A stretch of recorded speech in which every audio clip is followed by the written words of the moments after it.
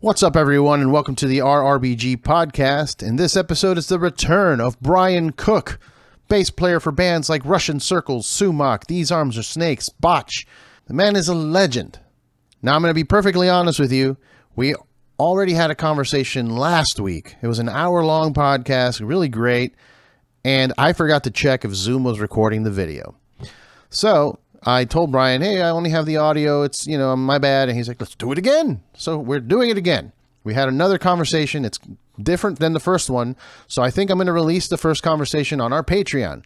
So go to patreon.com/RRBG, sign up. It's only $1 and you can get access to a whole other episode with Brian. These Arms Are Snakes are dropping Duct Tape and Shivering Crows April 15th. Make sure to pick that up. Follow them on social media. Follow Brian at BubbleGuts with a Z at the end. Click down here on the subscribe button, please. Click that little bell that's next to it. That helps get notifications. That helps us with the algorithm and helps the show grow. Cheers. What's up, everyone, and welcome to the RRBG podcast. I am joined once again by Brian Cook. How are you? Hello, how are you? I'm good. I'm good. I'm a little embarrassed. I don't know why I answered that backwards, but we're off to a killer start. No, I want to say, I want to be honest with people that are watching and listening. We did this already.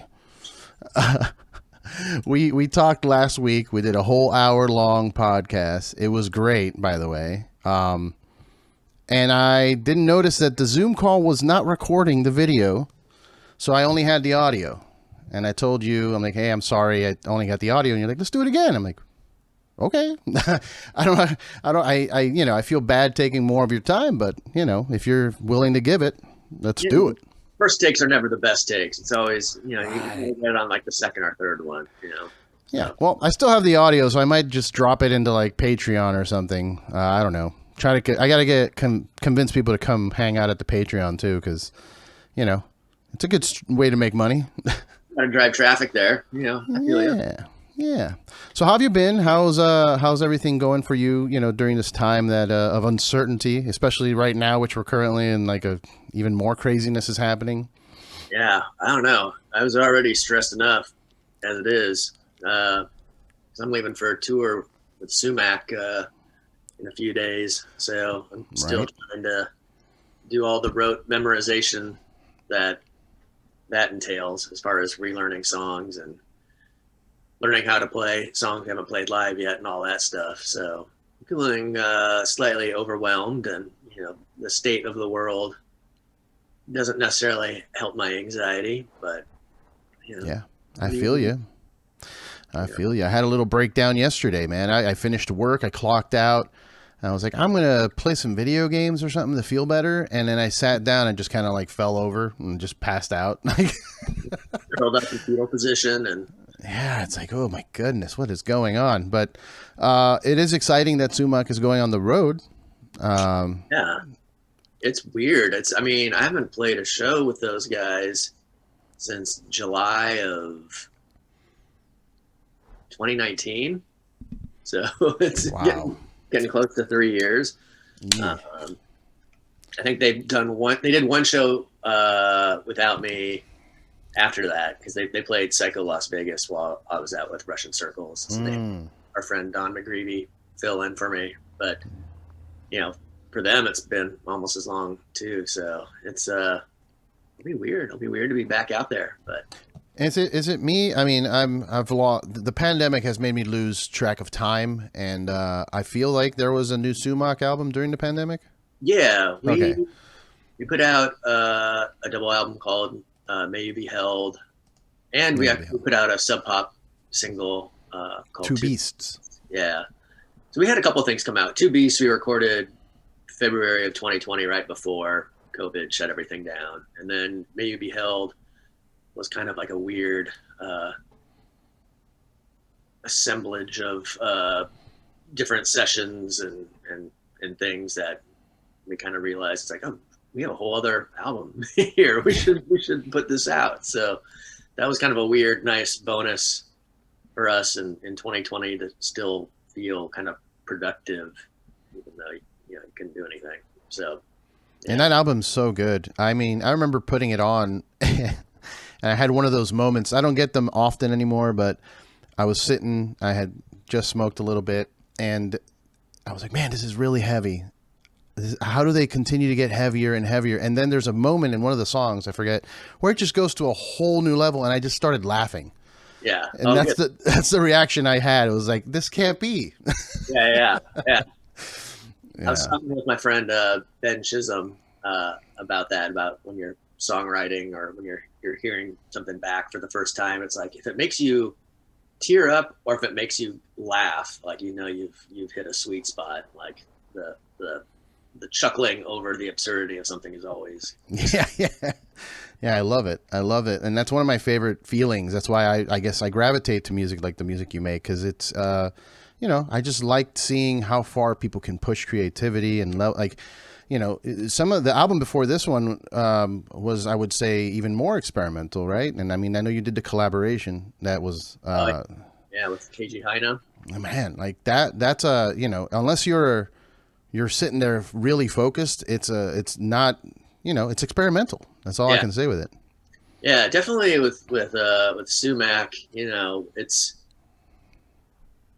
we're probably making the wrong kind of music for these times, just because I do think it requires that people really sit and pay attention to the records. It's not good music for multitasking or I'm the guy that puts that on at the pool hall just to upset everyone. I mean, it's good for like a crowd deterrent too, but I think if you have it on in the background or whatever, I think it's very easy to kind of just be annoyed and confused by it. But you have to be focused on it for sure, 100%. What you need is a beanbag chair and a lava lamp, and you need to like lean into it. Yeah, good. Have a good beer. You know, exactly. If you're one that's prone to smoke, then it's probably a good time to do it. Yes. I actually have a beer here with me right now. Crazy looking artwork, I gotta say. My buddy Eric sent me this, and it's from Garage Project in Wellington and also Collective Arts. I don't know, but I really like the artwork, so I'm gonna try it out. It's a midday beer, a lunch beer. Yeah, it's my weekend, dude. I gotta relax. Oh, it's from Canada. Okay. All right. It's an Imperial Stout in oak barrels, finished in tawny port barrels with New Zealand Pinot Noir, South Pacific Vanilla, and New Zealand Cacao. Okay, guys, settle down. Settle down. You can also just have a beer. Fuck! Like, I don't have any Pilsners left. This is all I have in the fridge, and I'm worried now because it's 10.8 and it has grape skins, vanilla, and cacao. Wow! Whatever. Fuck it. Let's do it. Just a little bit. Let's try it out. It's like a literal kitchen sink thing going on here. Tastes like wine. Okay. I don't know. That's interesting. It tastes like wood. All right. Anyway, by the way, speaking of Sumac and beer, I just recently spoke with the gentleman over at Wake Brewing. Are you familiar with them? I am not familiar with Wake. No. So check them out. They're metal, rock, heavy music focused. They work with the folks over at Decibel that print out the flexi discs. Oh, cool. And they put flexi discs like in their 4-packs and of beer and stuff like that. And they have concerts, and I think they've done a few collabs. I think they did like Red Fang, maybe, if I'm not mistaken. But anyway, I asked them, like, if you could collab with any band, who would it be? And they said Sumac. So I was like, you know what? I'll bring it up. Cool. I think it'd be hard to fit one of our songs on a flexi, but you never know. I mean, we did an 18-minute long song on a 7-inch, but we also actually like 6 minutes off the song. So how do you do it? How do you sit there and relearn 18-minute songs? You know what I mean? On top of all the other bands you have. It's tough, especially with Sumac stuff, just because there's not a ton of repetition. Mm-hmm. There's not a lot of 4/4 happening. And is there any sheet music for Sumac? I mean, I have some. Actually, I might have some right here. It's really probably not helpful to anyone, including myself. Like, it seems it sort of makes sense, like, in the moment as I'm like, writing it down, but don't read music, and I don't really have the patience to do tablature and stuff like that. So I kind of just have to do weird coding. Hold on 1 second. I have one right over here that I can. Yeah, no worries. Yeah, this is just to illustrate the point. This is this is for the song "Consumed." So if you can, oh my goodness, sort of, if you can figure out what any of this means, then please let me know. Because oh my goodness, and those are. Did you write that?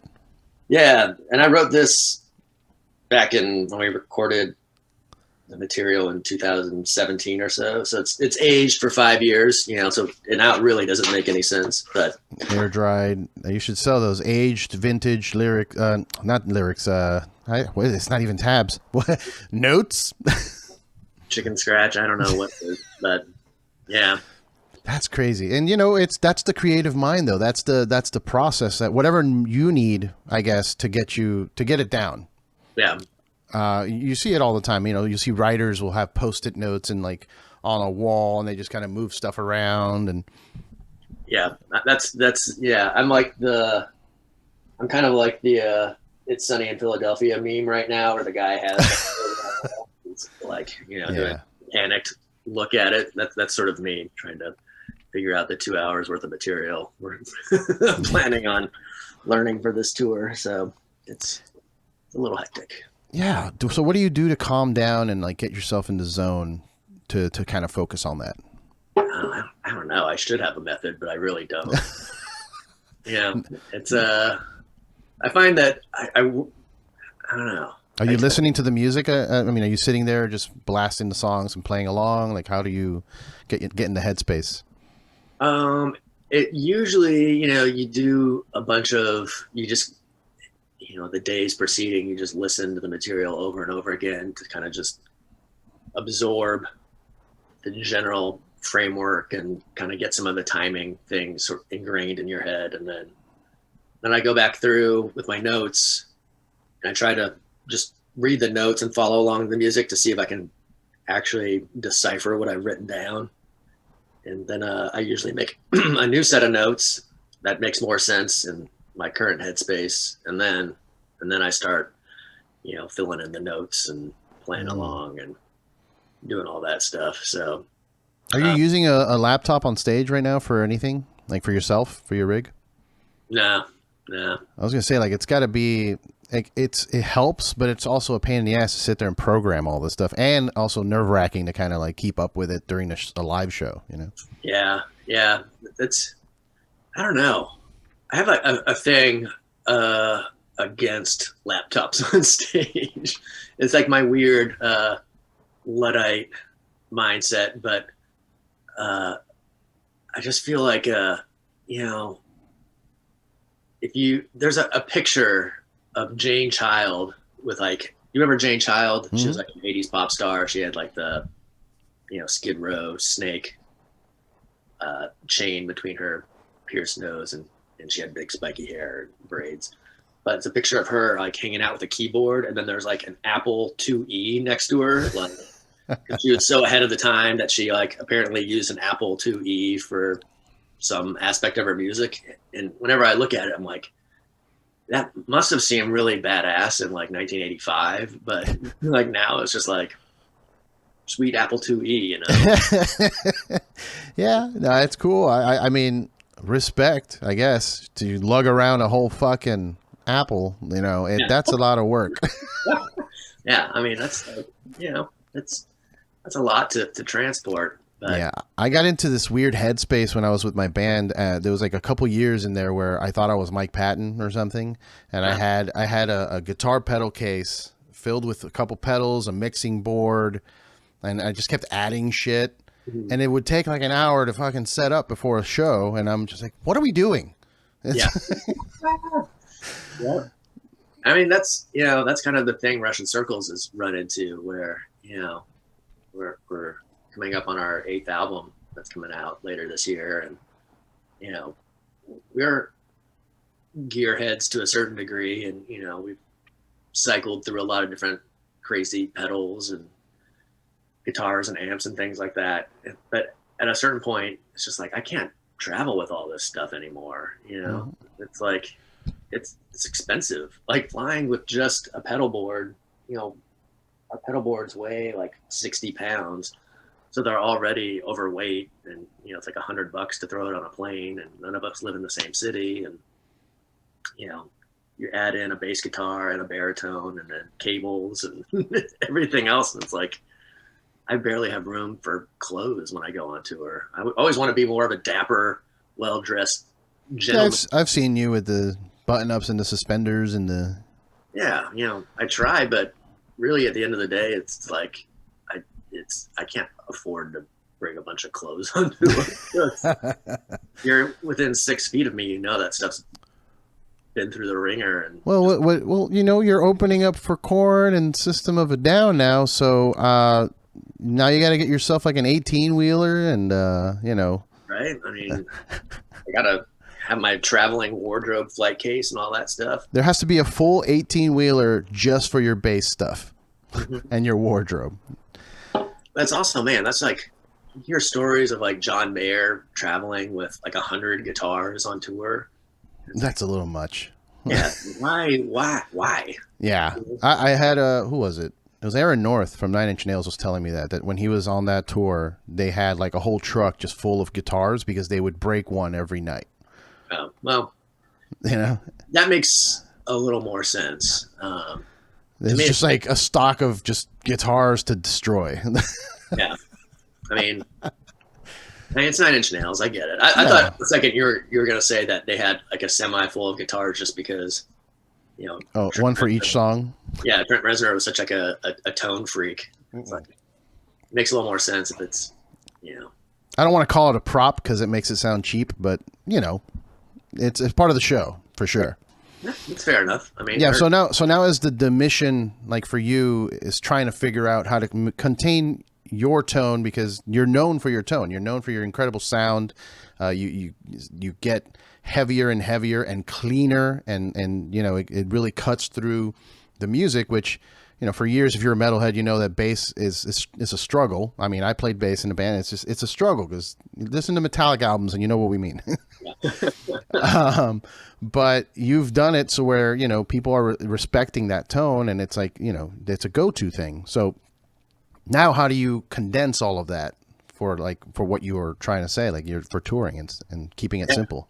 I mean, that's kind of the struggle, I mean, I think I've kind of come to a point where I feel pretty set on, my primary grit sounds. I use a Fuzzrocious cattail, and I use a Dark Glass Alpha Omega, and I kind of cycle through fuzzes a little bit just because fuzzes have such different properties and applications, and, sort of depending on what material we're focusing on, different things suit the bill better. But otherwise it's a good imitation Rat, vintage Rat is just like a really, I don't know, it kind of does everything I need a distortion pedal to do. So yeah, well, that's what makes artists go to the laptops, and that, like, that's the allure of it, is that I have all these, everything I need is in here, and that's it. Yeah. Well, I mean, with Russian Circles, this whole last record, we weren't together in a room working on material until a few days before we went in the studio. We wrote it all remotely at home, and we were working in Logic with amp models and things like that. And I mean, one of the big struggles was you write these songs with very specific, in the box amp settings and pedal configurations, and even if we're using our own guitars and maybe a few pedals on our board to get those sounds, like, you kind of wind up writing around the tool, which is Logic, and then when you have to transpose that onto actual gear, we definitely got demo-itis, where it's just like, oh man, that plug-in amp sound on Logic sounded so much cooler than my own amp. So I totally get the allure. But yeah, I don't know. I rather put the work in and lug stuff around than have to resort to all of it being on a laptop. Yeah, yeah. I think there's good arguments either way. It's the convenience of being able to like just bring a laptop and plug into any amp and speaker configuration and being able to get like the sound is pretty convenient. Yeah. I just think it's always a little weird when the sound is like built for you in a program. It's like part of the art of being in a band and finding your sound is like cobbling together hardware and just seeing what works and sort of harnessing its idiosyncrasies and whatnot. And when someone's kind of done all that for you and it's just like, oh, here's the tone, it's all dialed in for you. It's like, what keeps you from sounding like every other band using that exact same setting? Yeah. Well, that's what makes you stand out, though. That's why you stand out, is because you care about this, not just the writing of the music, but the sound of the music, which a lot of bands don't really like. They focus on writing a song. Oh my God, we did it! We wrote a song from start to finish. Like that's their main concern. But it's so important to focus on the actual tone as well. Like that's what makes you stand out, man. Yeah, for sure. And it's tough, and again, it's like I was saying, it's great when you can figure it out and you're in your practice space and you got everything dialed into sounding exactly like you want it. And then, you go to Europe for your first tour and all of a sudden you're on all new gear that's been in a warehouse and dimed out by a bunch of other bands, and put through the ringer. And all of a sudden it's like, oh, like this equipment doesn't respond the same way. And you have to sort of refigure everything out. And it's tricky, it's a struggle. So yeah, and especially now too, with we talked about this in our last take, but opening up for Korn and System in a big arena, you now have to figure out how your tone sounds there, because you're not used to that type of size in terms of venue. Yeah, and that's something we really had to think about. We only played for 20 minutes on those arena shows, so we were only playing 3 songs, but we had to think, what 3 songs can we play that, will engage that crowd, but will also have enough of our own distinctive style and won't suffer from like stadium acoustics where, you don't want to play a black metal influenced song with a bunch of dissonant chords in an arena, because no one's going to pick up on the note combinations and things like that. It's just going to sound like a ball of static with So yeah, there's definitely like there's a process and a science to figuring out how to play in different spaces. Yeah, I remember hearing about that with talking to one of the gentlemen that makes music for pro wrestlers.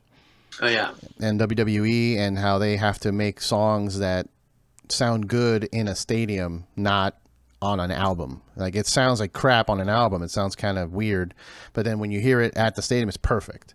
Yeah. So the arena mix, Well, it's something I think you learn being a touring band too, just the process of like traveling in a van, where, you learn really quickly that Big Black doesn't sound good on a van stereo when you're going 75 miles an hour down an interstate, because it's that shrill, trebly guitar sound just turns into white noise. Yeah. And I don't know about you, but white noise makes me sleepy.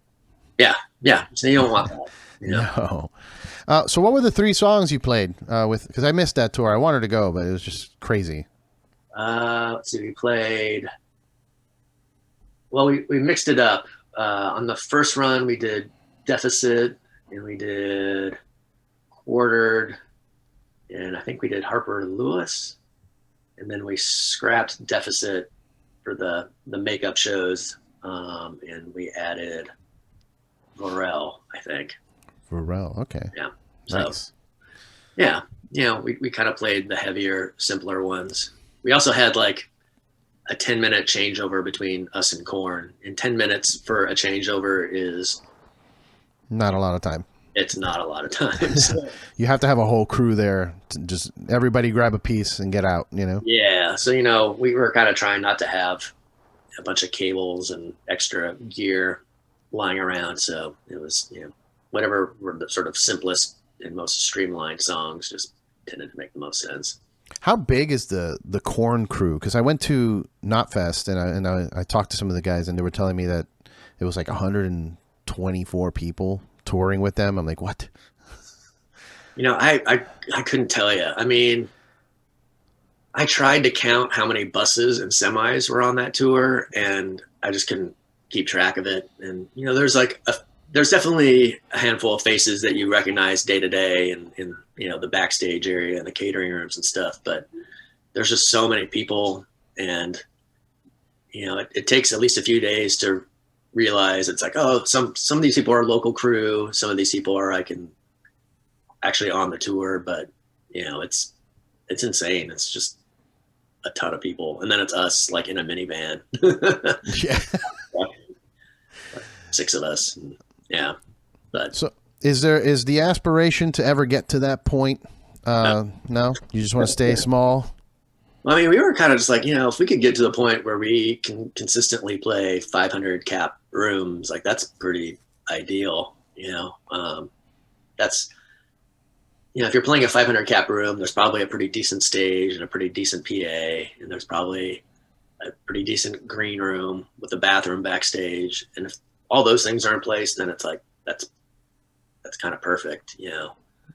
I guess I wouldn't mind maybe being to the size where you're playing theaters. Like that'd be kind of cool. But, the idea of playing like a stadium and working on that level just seems like, I don't know. Too much work? Too much work, too much pressure, too much at stake. I feel like just getting to that point requires a lot of compromises, and it's, I don't know. A friend of mine once pointed out, he's like, the bigger the band that we've toured with, he was talking about opening for bigger bands. He's like, the bigger the band, it just seems like the more unhappy they are. And it's kind of true. It's like, It's more business. it's more business. I think it's at some point the joy that comes with creating gets eclipsed by this desire or this demand. Deadlines. Yeah. Deadlines from people that are making a lot of money right now. Yeah. So it's, and I don't know. It's nice to be able to like walk down the street and not be harassed because you are a celebrity. That's I don't mind privacy. So I mean, do you get harassed at like local shows if you go to like local smaller band shows, like club shows, just to hang out? I mean, I don't know if you do that at all, but yeah. I mean, I like going to shows still. But it's like in Seattle, it's like, I mean, I've been going to shows for, I'm 44. I started going to shows when I was 14. So it's, it's most of the time if I'm going to go see, like Mortiferum or, some like Helmsley or another local band. It's like, I know most of the people at the show. So it's not. All right. Everybody's just like, hey, what's up? Yeah. It's not nothing too stressful. But, if Russian Circles are on tour and we all leave the building at the same time to like go get dinner and there's people outside, then it's usually, those people are like, oh, I recognize these 3 characters, and then there might be some light punishing. Yeah, some light punishing, but that's that's fine. So it's part of the gig. It's part of the deal. I've always I laugh at punishers. I've been, I'm sure, myself a punisher at times. Yeah. It happens. Let me ask you: have you punished anyone? Oh, me? Yeah. Of course. Yeah. I mean, who's like the biggest like that you've punished? You would say. Yeah, I don't know. That's hard to say. Like Alice Cooper. No, I mean my heroes aren't like huge people, so it's. Ah, I mean, when we were out with Mastodon, we played San Francisco. Jello Biafra was backstage, and that was kind of like ah, a tricky one because I mean I loved Dead Kennedys. I mean that was kind of like one of my points of entry into music or into like underground music.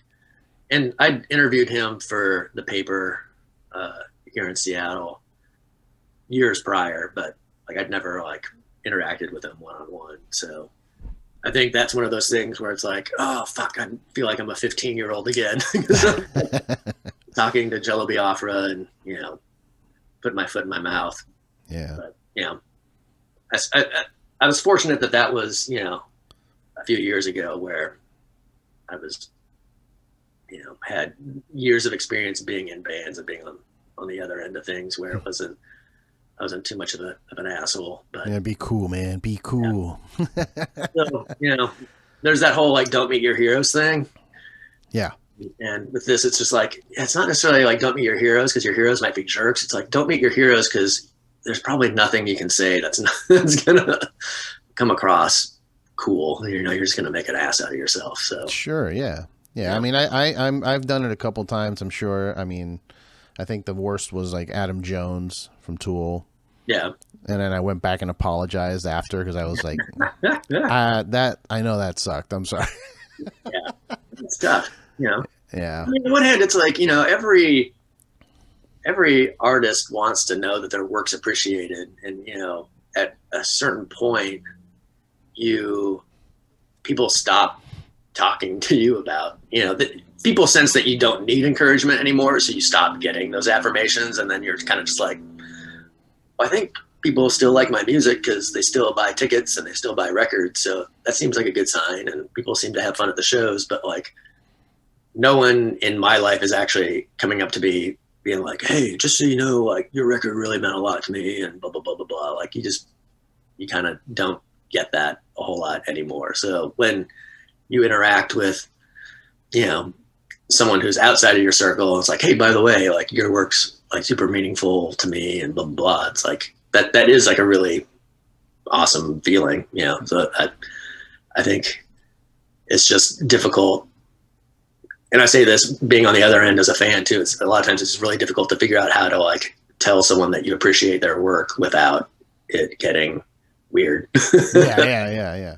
Because it's two levels of weird. It's the weird for yourself, like this feels weird for me, and then it feels weird for them. Like it's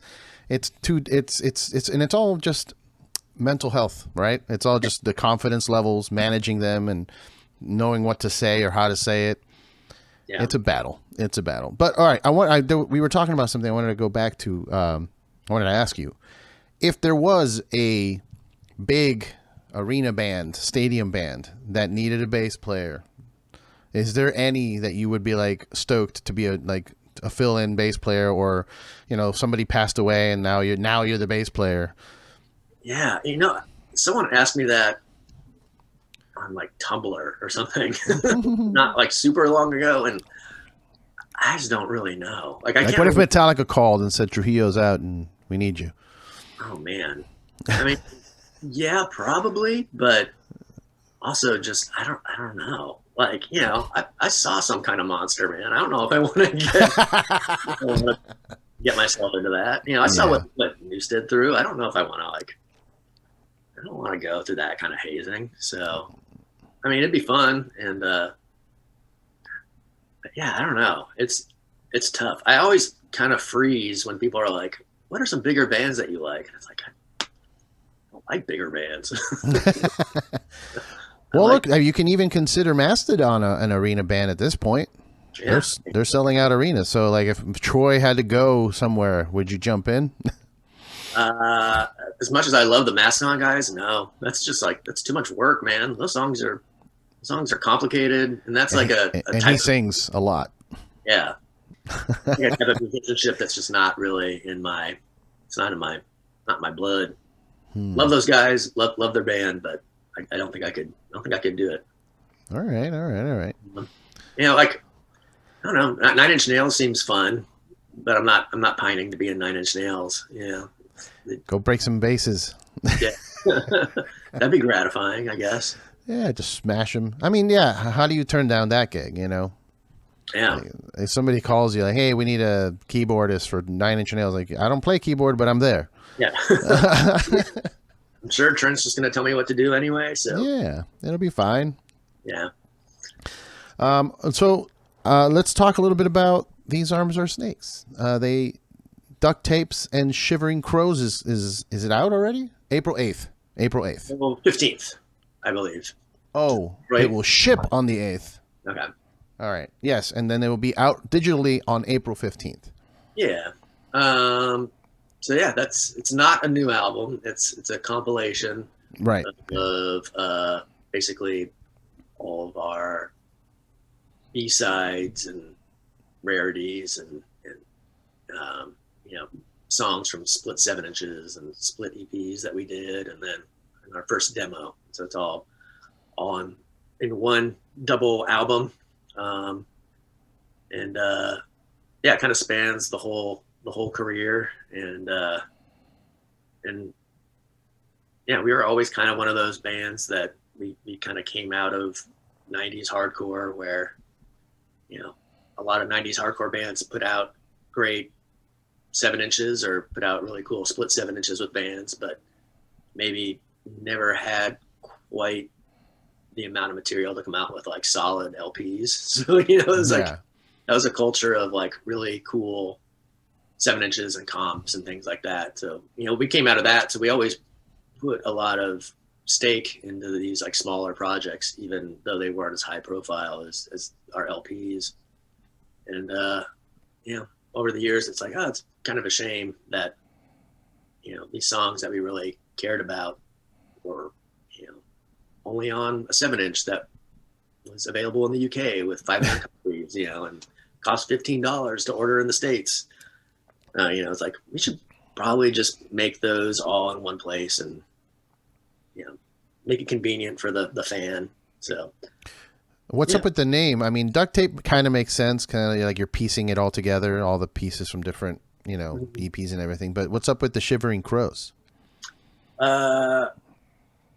Well, we're always a band that like struggled to agree on anything. So, our first LP was called Oxen Ears, or The Lion Sleeps When Its Antelope Go Home, and that was literally just like a compromise because there was two different camps where some people wanted to call the album Oxen Ears, some people wanted to call it The Lion Sleeps When Its Antelope Go Home. Let's just call it both. And with this one, there was a camp that was really into the idea of duct tape, just because the band was always just barely holding it together. Equipment was barely functional. As humans, we were barely functional. There's just enough money to get to the next show. We were just, like a train that was about to go off the rails, just, rattling apart at its seams. But duct tape, if you go on Spotify and look up duct tape, it's a thing that's been used a few times. So, Shivering Crows is a reference to the song Woolen Airs, which was the first song on our last album. And Seattle has a huge crow population, so it's always sort of felt like our little mascot logo thing.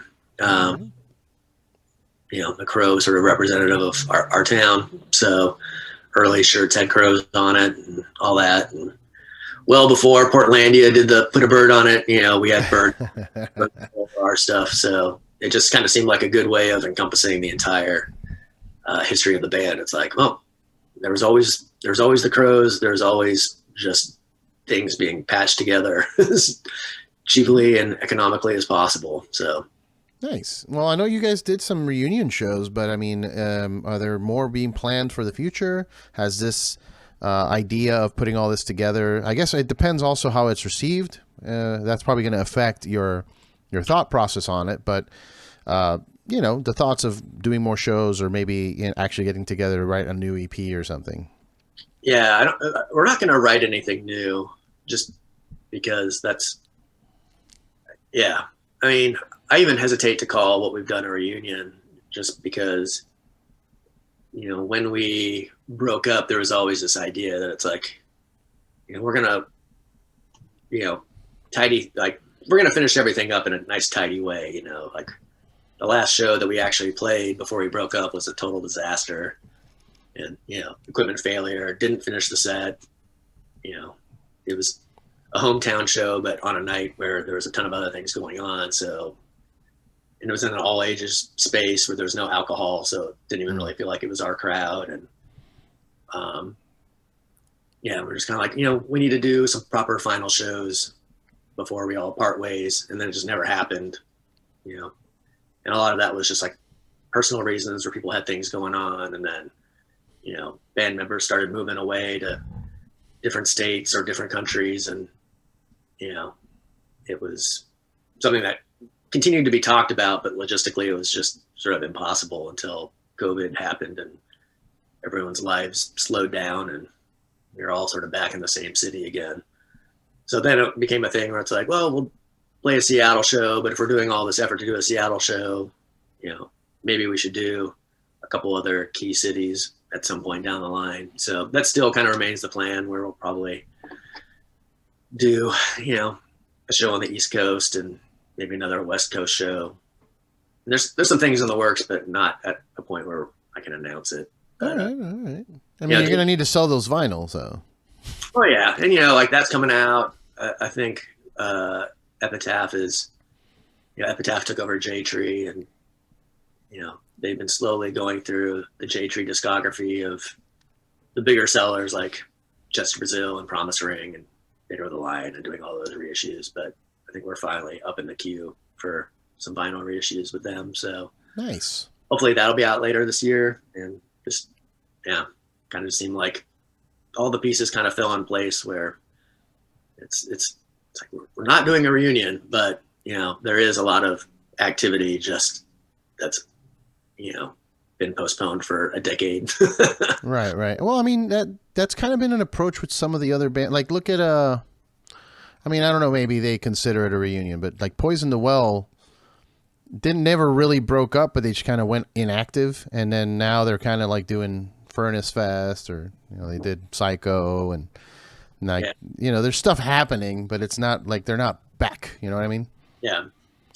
It's always tough because reunion things I have such mixed feelings about them, and usually it really is just all boils down to how I feel about the band. Right.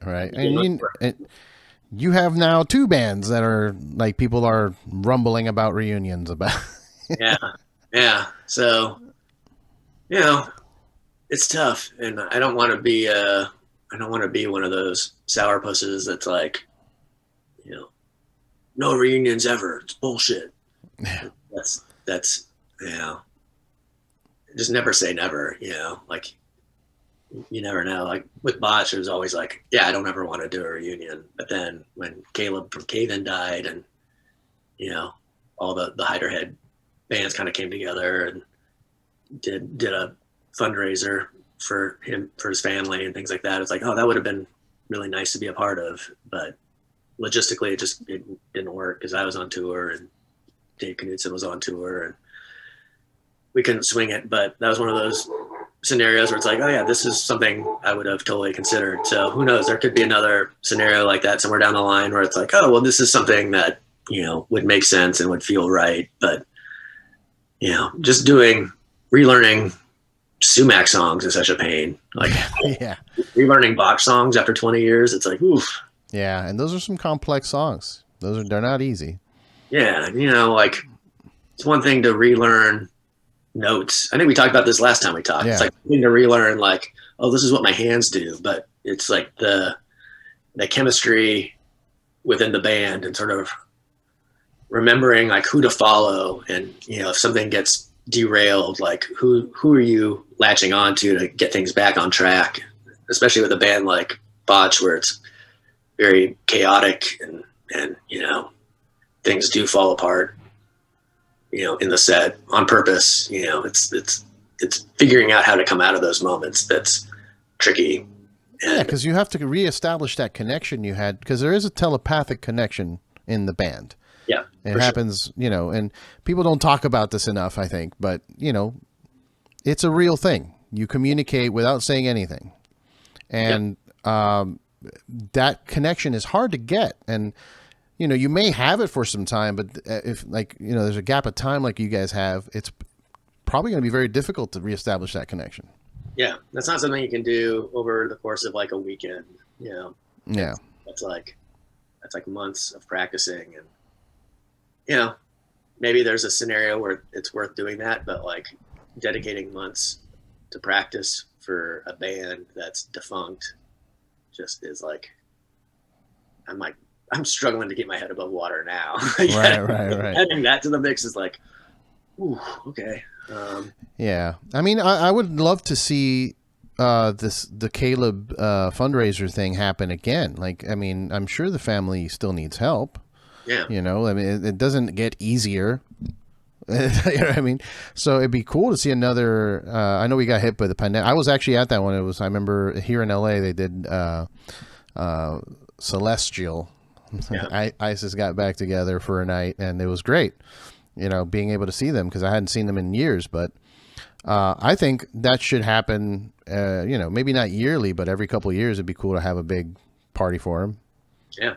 I mean, who knows? I wasn't super close to Caleb, so I'm not in contact with his family or anything like that. I'm but I'm friends with the other Caven guys, and so I don't know what the whole scenario looks like now, but I hope the family's doing better, because it's so devastating. Yeah, I mean, they're doing. I'm sure they're okay. There's been a lot of fundraisers, not just shows, but like shirts and albums that they've put out that raising money. So it's they've gotten help, but it's one of those things, like, it's ongoing. It's an ongoing issue.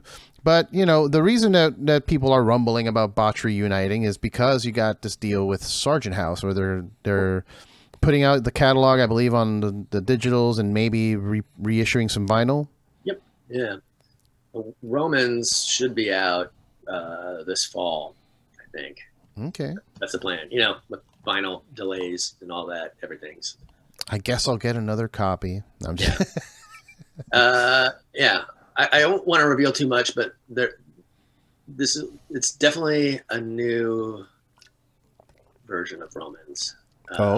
So remastering, or it's been remastered. We had to make new plates. It no longer has the remix on the vinyl. Like, the original vinyl side D was like a remix of Worker Bees that some friends of ours did. And while, I'm sure there's probably some purists out there that are like, no, I want the version with the remix. In our minds, it's like, well, it also sounds like a remix from the 90s. So, it was always thought of as like a bonus track and not a part of the record. So we figured we would mix things up and add something different to side D. So it is a very different version when it comes to side D. Okay. I'll leave it at that. You'll leave it at that. All right. But that's exciting for Botch fans, and I can see why people will get excited about the potential of a reunion show and all that. So, but it is, like you said, it's difficult. It's not easy putting all those pieces together and reconnecting. And you've seen it happen with certain bands that get together, they do these reunion shows or whatever, and then it just kind of fizzles out again. Yeah. I mean, it's tough. I don't like seeing or watching bands do the endless reunion cycle where it's like, I don't know, it's like Dead Kennedys, where it's like, I mean, loved Dead Kennedys as a kid. I'm sure it would have been awesome to see Dead Kennedys play in 1983, but do I want to go see Dead Kennedys play in 2022 where it's a different singer and it's just like a bunch of like old drunk dudes like singing along to California Uber Alice? It's like, I don't know, like the magic of those bands is so often tied to the time and the place where it happened, and then when you update it and take it into a new era, it's just not as exciting. And some artists can do it, and and I'm sure there's some people that go to see the Dead Kennedys now and they're like, no, it's still great. Like, I just love the songs. I don't care. But for me as a fan, it's like, as much as I love Minor Threat, I don't want to see a bunch of like 50-year-old dudes go up and play punk music. Yeah. Like, I just don't. I get it. Won't like be like a fulfillment of a dream. It'll just kind of be like, oh, like, well, that was certainly like seeing a cover band. Like, yeah. No disrespect to anyone involved, because I love Minor Threat, and I respect what all those dudes continue to do in the landscape of music. I just, it's like, it's not 1982. It's not Washington, D.C. Like, why? I'll never have been around for that, and that's fine. Yeah. Is there any band that you think has pulled it off, the comeback?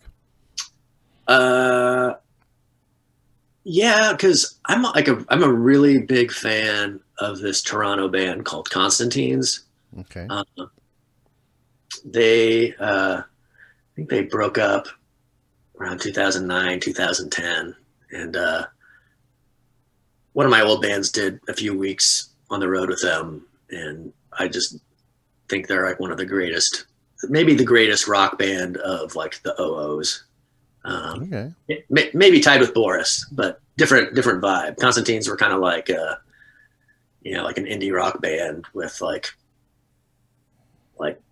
a soul singer, and then like Fugazi, like late era Fugazi, like kind of post punk influences in there.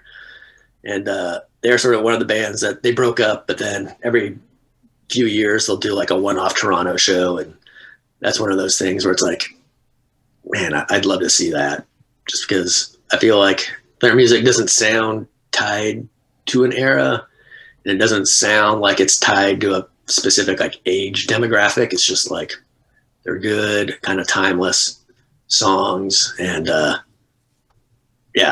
like, that's one thing where it's like, yeah, if those dudes are like still playing those songs at 50, like I would still be excited about it. That kind of goes back to what I was saying earlier, where it's, how I feel about the reunion is often contingent on how I feel about the band. So sure, yeah. A band I never really cared about, or a band I've sort of, have fallen out of favor with, and it's like, oh, why are they doing this cash grab thing? Oh yeah. Whereas if it's something that's still meaningful and resonates with me, like if his Heroes Gone played a show, I would go see his Heroes Gone play, because yes, I want to see that again. Like, but why that gets a pass, I don't know. Because I like him. Yeah, that's true.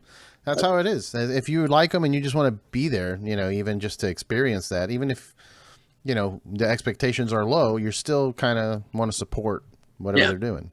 Yeah. Like, I went to go see the Infest reunion shows. I went and saw Rorschach when they reunited, and like, those were all like both great shows. And I think on some level it's also because, like, I know Rorschach's not making a ton of money doing a reunion show, so I'm sure they're doing it just because they want to do it and play those songs, and like that's like appealing to me. So yeah.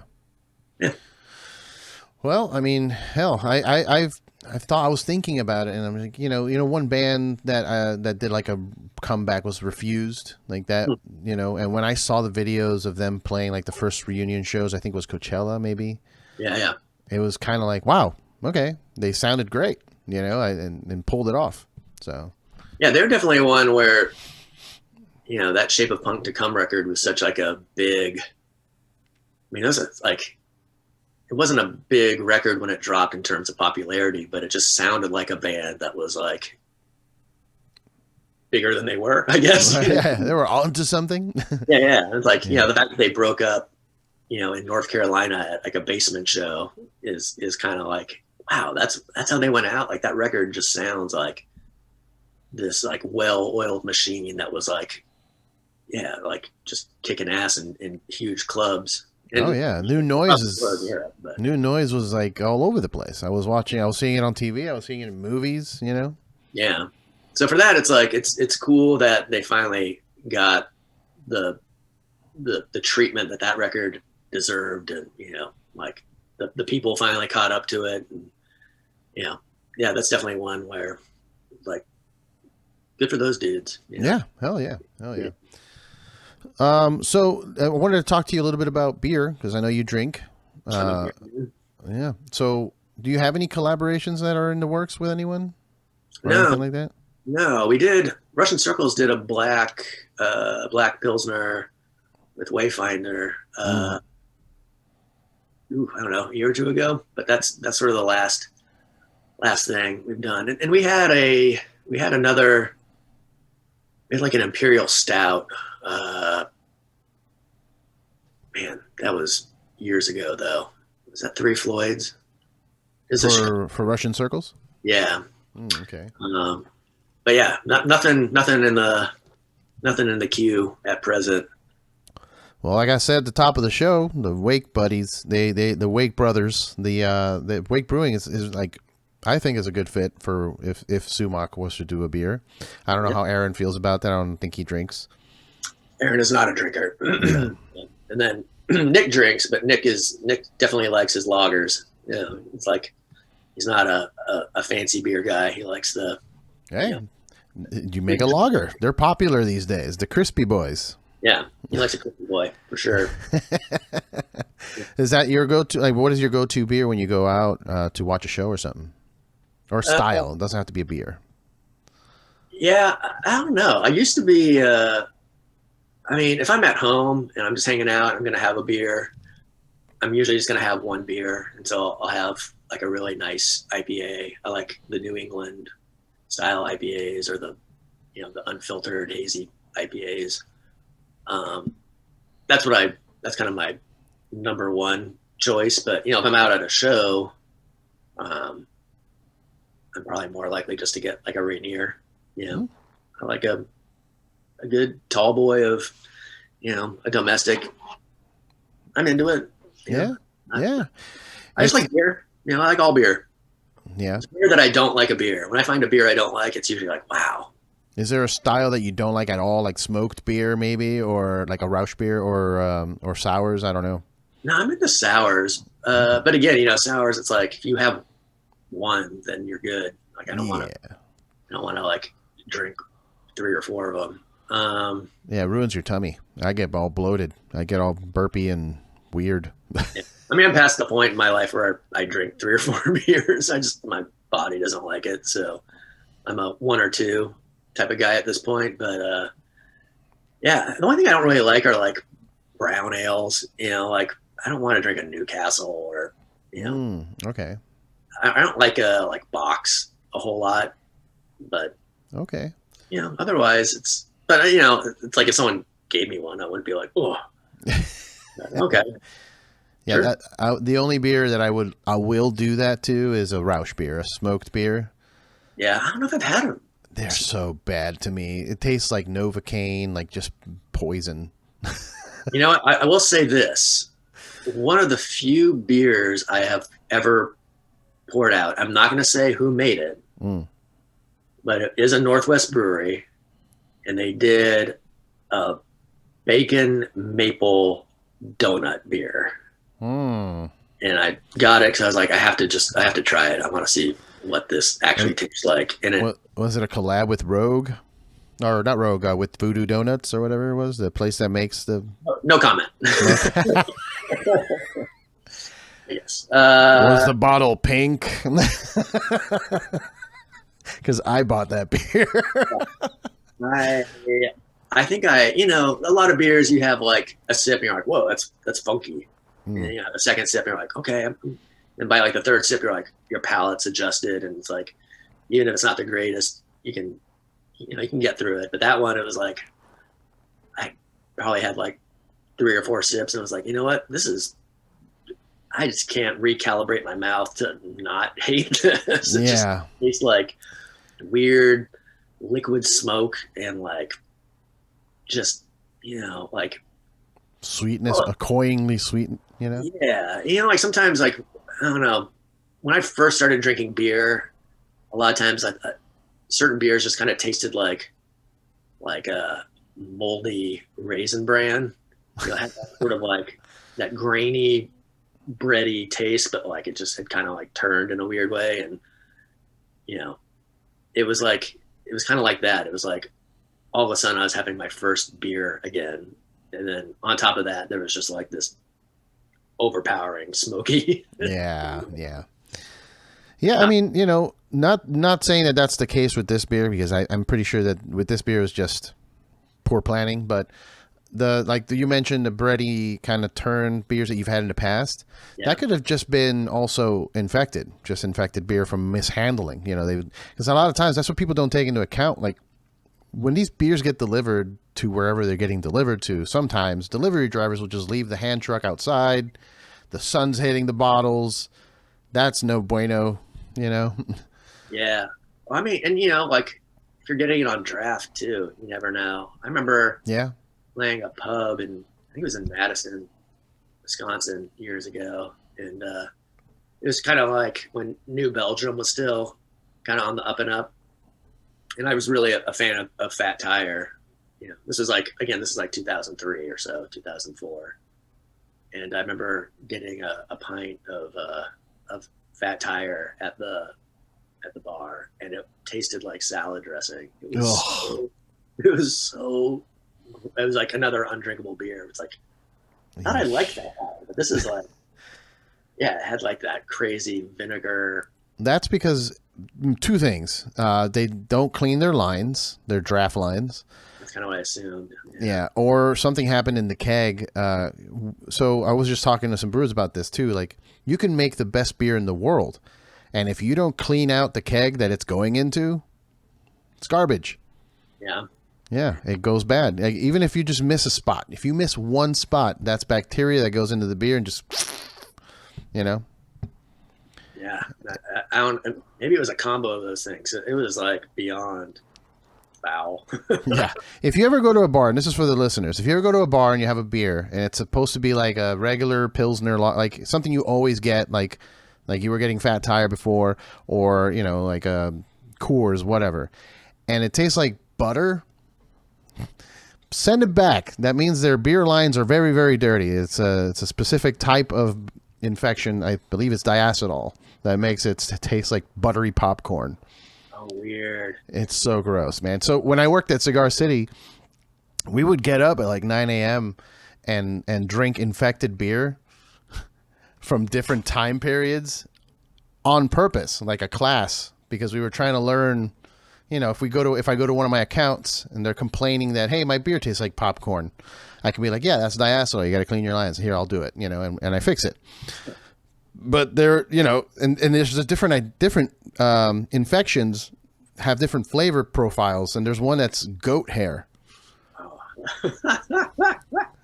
I'm reading the paper and I'm like, goat hair? I don't want to drink that. Yeah, it's like, how do you even I would say, how do you even land on that being a comparison? But I've been to like some of those kind of bougie farm to table restaurants where it's like, oh, like, well, this is actually, like yak butter, or, something super gamey. Yeah. And then you have it and it's like, whoa, I feel like I can smell a barn, like, and not like in a good way, not like fresh cut hay, but like just weird animal livestock. Like, yeah. I'm not into that. So that's one of the profiles. The other one's a green apple. If it's not supposed to be a green apple beer, but it tastes like green apple, that's an infection too. Yeah, that's kind of what that Fat Tire was like. It was just like really sour and vinegary and woo. And I feel like such a snob. Like I went to the Rainbow here in Hollywood, and they had the Motorhead beer in cans. And I ordered it. I'm like, sure, whatever. I'll have a Motorhead beer at the Motorhead bar. Why not? And they bring it out. I look at it and I'm like, all right, it's a pale ale. Pale ale. I know what those taste like. And I took a sip and it was sour. And it's always such a like I feel like a snobby asshole. excuse me, your beer's infected. She's like, no, it's fresh. We just got them the other day. I'm like, yeah, but it tastes sour. She took it and took a sip. She's like, tastes good to me. I'm like, but it's not supposed to taste like that. You can have it if you want. I'm not paying for that. I tend to I'm very hesitant to ever return or complain about. Yeah. But in a scenario like that, it's like, yeah, you kind of like, I'm not a, what's the word? Karen. I'm not a Karen. Yeah. If it's gonna make you sick, or if it's just like, it's gonna make you sick. You're gonna get the shits. That's what's gonna happen. Yeah, it's not worth it. Well, hey, we've gone for almost past an hour, have we? Are we past an hour? Yeah, I think so. Awesome. Well, hey, thank you again for doing this again. And like I said, we'll probably put out the audio of the other one because we did talk about other things. It's not the same conversation. There are some things we did talk about, but it was great, man. Thank you so much for joining. And people that are watching and listening, follow at Bubble Guts with a Z, right? Yes, I believe so. Yeah. On Instagram. It is, yes. For all your updates, you have so many bands. I don't know how you do it. Russian Circles and Sumac, and now These Arms and Snakes are coming, dropping stuff. And, I don't know how you do it. It's busy. It's very busy. 2022 is like the year everyone's chomping at the bit to get back and make up for lost time. So I think once the year's over, it's going to be a lot easier.